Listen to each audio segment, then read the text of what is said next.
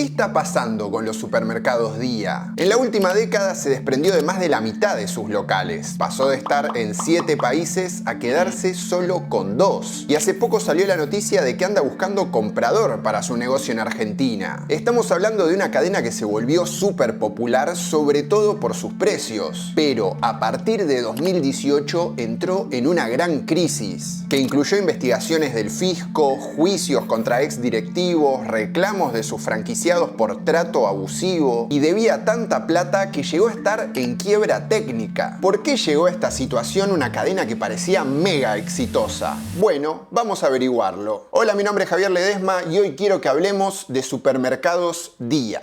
¡Vamos! Históricamente Día siempre estuvo asociada a dos claves de su negocio. Por un lado, el precio, con un peso muy fuerte de su marca propia. En su momento, en la prehistoria del canal, hicimos algunos videos sobre quién fabricaba alguno de los productos Día más populares. El dato varía según el mercado, pero en algunos su marca representa entre 1/3 y la mitad de lo que vende. Y la otra clave era su tamaño, con muchos locales. A diferencia de otras cadenas, ellos crecieron con franquicias y hoy son los que más sucursales tienen en España y en Argentina. Sin embargo, con el factor precio empezaron a tener mucha competencia. Varias cadenas salieron a jugar con el modelo de cercanía, con locales chicos, tipo express, y en tamaño sigue, aunque en muchísimos menos mercados. Para que se den una idea, en 2010 estaba presente en 8 países, de los que se quedó solo con 2, y eso por ahora.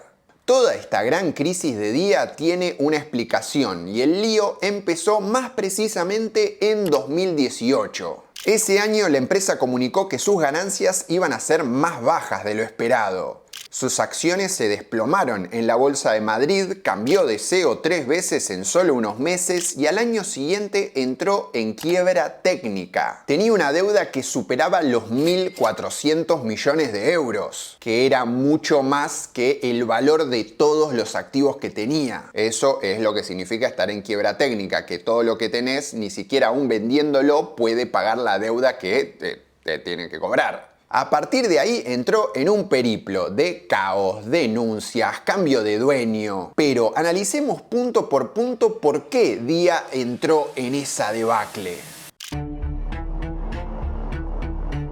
Ya dijimos que uno de los puntos fuertes de la marca para posicionarse en el mercado siempre fue el precio, lo que se conoce en el rubro como hard discount o tienda de descuento. Es decir, una cadena con stock reducido y locales de bajo costo. Y ese fue el diferencial de Día desde su fundación. Así que, si les parece, arranquemos por el principio. El primer local de Día abrió en Madrid en marzo de 1979. Las siglas del nombre significaban Distribuidora Internacional de Alimentación. Algunos sitios mencionan a un tal Carlos Osoro como el fundador, pero lo cierto es que la idea fue de la francesa Promodés, la misma que en Argentina manejó los supermercados Norte, que ya lo vimos en otro video del canal. Al parecer, Paul-Louis Halley, el dueño de Promodés, había visto el modelo de descuento en Alemania, le gustó y lo quiso probar en España. En un principio era bajo costo con todas las letras. Por ejemplo, al principio no vendían alimentos perecederos, es decir, que se vayan a vencer, y tampoco te daban bolsa para llevar las cosas. Y los productos ni siquiera es que estaban sueltos en la góndola, sino que estaban en las cajas que les daba el proveedor. Vos tenías que abrir la caja, sacarlo para poder llevártelo. A eso le sumaron otro punto clave en 1984, que fue el desarrollo de la marca propia. Hacían acuerdos con proveedores para fabricar productos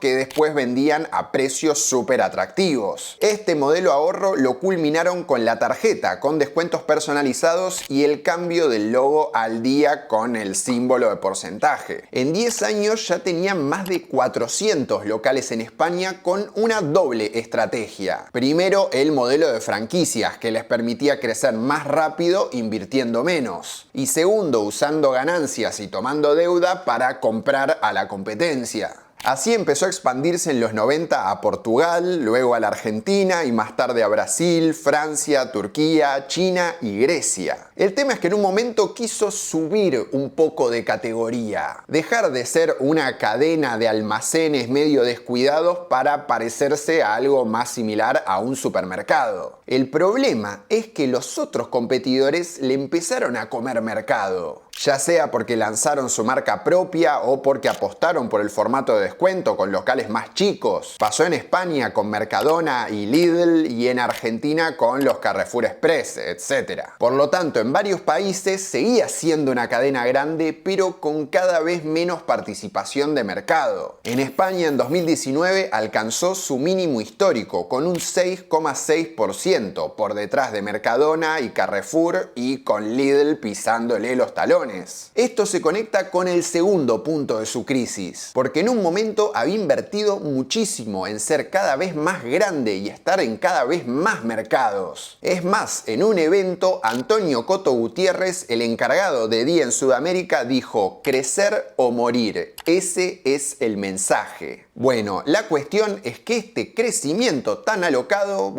trajo sus consecuencias. Pero antes de eso tengo un mensaje para vos. Si te gustan mucho las misceláneas y los videos con historias de marcas y empresas, podés convertirte en miembro, en accionista de este canal de una forma muy sencilla con el Club de las Misceláneas. Solamente tenés que apretar el botón que dice unirse acá abajo y con un aporte mensual, chico, ya podés ayudar para financiar este proyecto de periodismo. Así que muchas gracias a todos los miembros del Club de las Misceláneas. Nosotros seguimos con esta historia.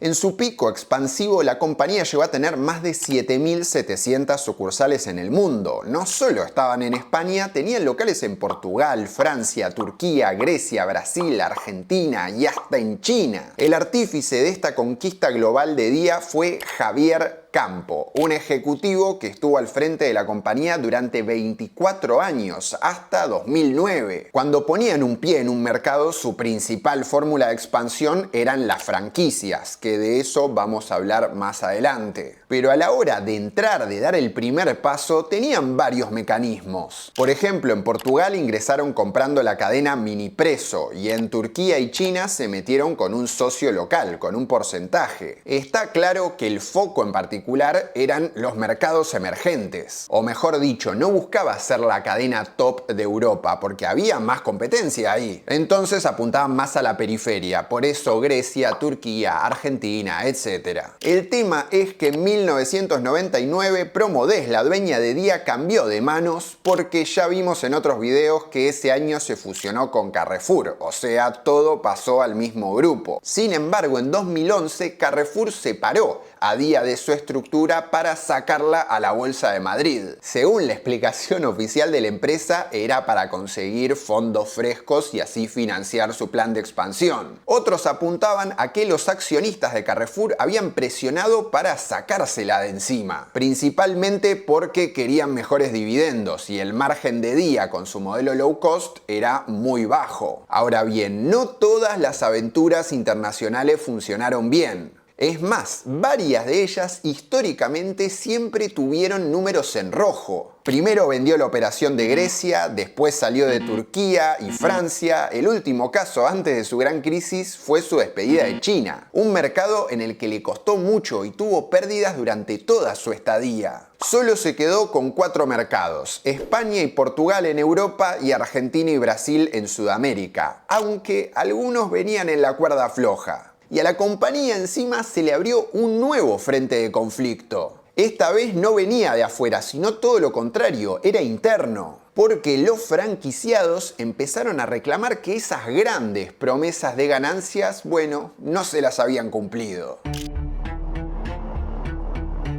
Para las empresas el modelo de franquicias tiene sus pros y contras. A favor es que podés expandirte mucho más rápido con menos inversión propia, aunque en cierta manera también cedes el control de tu marca. Y cuando hablamos de miles de locales en varios países y continentes, pueden pasar cosas. En el caso de Día se apoyó muy fuerte en este modelo. Para que se den una idea, un 60-70% de las sucursales de Día actualmente son una franquicia. Pero el vínculo entre Dia y sus franquiciados se puso medio picante. En 2012, varios dueños de locales en España armaron la Asociación de Afectados por las Franquicias de Dia, más conocida como ASAFRAS. Lo que denunciaban es que la compañía había prometido una rentabilidad del 13% y que en realidad era de menos del 3%. Entre otras cosas, reclamaban que la firma les imponía condiciones por las cuales iban a pérdida, a pesar de multiplicar las ventas. Aquí me falta una caja de JB. ¿Dónde está la caja de JB? Si me viene una de bizcochos que cuesta 2 euros la caja entera, pero la de JB no me cuesta 2 euros y tú a mí me has facturado una de JB. ¿Dónde está esto?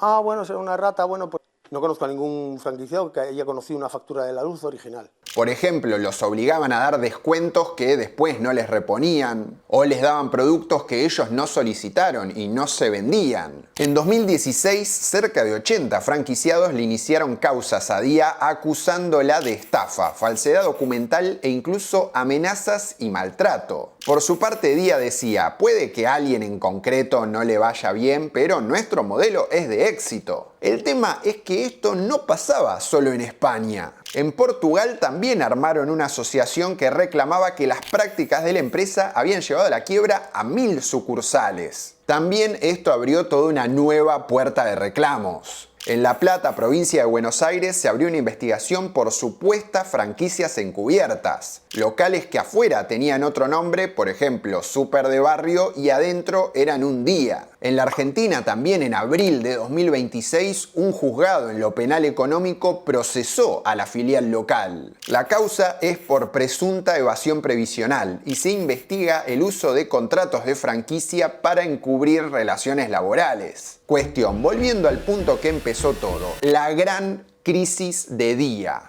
En 2018 la compañía estaba en una situación bastante complicada. Los resultados que presentó a la bolsa no eran los esperados por los accionistas, las ventas habían estancado, tenía más competencia y ya no crecía al mismo ritmo que en su época dorada. Las acciones de Dia pasaron a valer menos que un billete falso. En octubre de 2019 los títulos de la compañía cotizaban a 2 centavos de euro y tenía una deuda de 1.452 millones de euros que la hizo entrar en quiebra técnica. Aparte, a nivel management tenía un lío que ni te cuento. ¿Se acuerdan que les dije que Javier Campo, el gran artífice de la expansión de Dia, estuvo hasta 2009? Bueno, ahí lo reemplazó Ricardo Currás, que en 2018 los mandaron a freír churros a San Ginés. No solo eso, sino que le abrieron una causa por falsedad contable. Lo acusaban de haber usado prácticas irregulares para engordar de forma ficticia las cuentas de Dia, aunque al final se archivó la causa. A Currás entonces lo reemplazó Antonio Coto Gutiérrez, el que abrió Dia Argentina en el 97 y que nada tiene que ver con Don Alfredito, por las dudas. Igual no se encariñen con Don Coto porque lo echaron a los 5 meses. Es decir, en 6 meses Dia tuvo 3 CEOs distintos, era menos estable que el Wi-Fi de tu casa.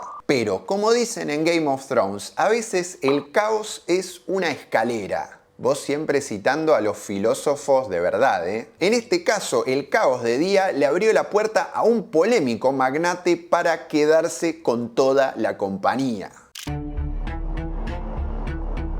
Mientras en Dia todo era descontrol entre profit warning, despidos y coso, el grupo Letter One agrandó su participación y se quedó con el 29%, convirtiéndose así en el principal accionista de la empresa. Pero, ¿quién estaba detrás de esta operación? Letter One es un fondo con sede en Luxemburgo, cuya cabeza es el ruso-israelí Mijail Friedman, que según Forbes tiene una fortuna de más de 16.000 millones de dólares. Este señor empezó como trader de commodities allá a fines de los 80. Es el dueño de Alfa Bank, que es el banco privado más grande de toda Rusia. Y sus buenas conexiones con el Kremlin le permitieron quedarse con un mega negocio petrolero. Junto a otros socios armó el joint venture TNK-BP con British Petroleum. Uno de sus amigos en este negocio era Lem Blavatnik, el sugar daddy de los hoteles de Alan Faena que conocimos en este video. Cuestión que en 2013 ellos vendieron su parte a la petrolera estatal Rosneft por, atención, 14.000 millones de dólares, lo que les valió el apodo de los jinetes del apocalipsis económico de Rusia, según por lo menos la revista Forbes. Con esa plata, Don Friedman creó el fondo LetterOne, empezó a invertir en empresas y una de ellas fue la cadena de supermercados Dia. Una vez que se volvió el principal accionista, el magnate ruso fue por todo. En 2019 lanzó una oferta pública para quedarse con la mayoría de los títulos de Dia y eso tuvo su polémica. No tanto por el personaje en sí, sino por el precio que ofrecía. Un año antes había pagado más de 3 euros por título y ahora ofertaba unos 60 centavos. Que por un lado tenía sentido porque era el precio en bolsa, pero algunos decían que se estaba aprovechando de la crisis de la compañía para tratar de quedársela a precio vil. Aparte, la oferta fue sin avisar, la cúpula directiva de Dia no tenía ni idea. Friedman prometía que si le aprobaban su plan, él se comprometía a poner 500 millones de euros en la firma. Así es que terminó convenciendo a un grupo de accionistas y en mayo de 2019 se quedó con casi el 70%. Hoy en día LetterOne tiene el 77% de las acciones de Dia, aunque Mikhail Friedman ya no es la cara visible. En 2022 se bajó del directorio del fondo principalmente porque la Unión Europea lo incluyó en la lista negra tras la invasión de Rusia a Ucrania. Le congelaron los activos, le congelaron las tarjetas, le prohibieron viajar. Dia superó la situación de quiebra técnica, principalmente gracias a las inyecciones de plata de LetterOne, que entre 2019 y 2021 puso más de 1.600 millones de euros. Ahora, eso no fue lo único que le permitió salir de la crisis. Porque a partir de ahí arrancó un nuevo plan de transformación y de simplificación. Es decir, de reducir costos, reducir deuda y reducir tamaño. A este nuevo plan lo bautizaron Nuevo Dia. Pero qué creativo, che, parece un tema de Diego Torres. La cabeza de esta transformación fue un argentino, Martín Tolcachir, un ex Carrefour que venía de manejar Dia Argentina y en 2022 asumió como CEO global. Lo que hicieron, en sus propias palabras, fue simplificar el perímetro del grupo Dia. Si quieren seguir con los eufemismos, podemos decir que optaron por concentrar las estrategias en las áreas geográficas y los negocios donde podían aportar más valor. Traducción: sacarme de encima los mercados con problemas y todo lo que no sea vender alimentos. En agosto de 2022 vendieron 235 sucursales Dia en España, pero no cualquier sucursal, solo las de gran tamaño. El objetivo ahora eran los locales de proximidad. Después, en agosto de 2023, le vendieron a Auchan todos sus locales en Portugal por 155 millones de euros. En diciembre de ese año hicieron lo mismo con Clarel, la cadena de artículos de cuidado personal que tenían. Y en mayo de 2024 se desprendieron del 100% de su negocio en Brasil por el precio simbólico de 100 euros. En el mercado brasileño venían acumulando más de 700 millones de euros en pérdidas desde 2018 y estaban en proceso de recuperación judicial, lo que acá conocemos como concurso preventivo de acreedores. Con esto concluyeron al menos una primera etapa. Dicen que entre todas esas operaciones redujeron más de 300 millones de euros en deuda. Argentina y España iban a ser los nuevos pilares de este resurgimiento de la cadena. Es más, la filial argentina fue la primera que dejó de perder plata. Entonces, ¿por qué ahora le busca comprador? Dia en Argentina llegó a tener más de 1000 sucursales. En un momento hubo como una locura en redes con los productos marca propia y los descuentos. Me acuerdo que en Twitter había como toda una comunidad, los Dia Livers, que te hacían recomendaciones de qué productos Dia estaban buenos, cuándo había oferta. El primer exitazo por lejos fue el de las papas en tubo, que también le tengo que agradecer yo a ese producto porque fue el primer video del canal, allá por julio de 2020. Siempre el fuerte de la marca estuvo en Buenos Aires, donde dicen que tienen un 30% de participación de mercado. Como dato de color, allá lejos en 2018 se habían quedado con todos los Walmart que habían en la ciudad de Buenos Aires. El problema es que hoy los números de la operación local no son, digamos, muy atractivos. Según su reporte de resultados del primer semestre de 2026, ahora tiene 996 locales en el país. Dice que la caída del consumo afectó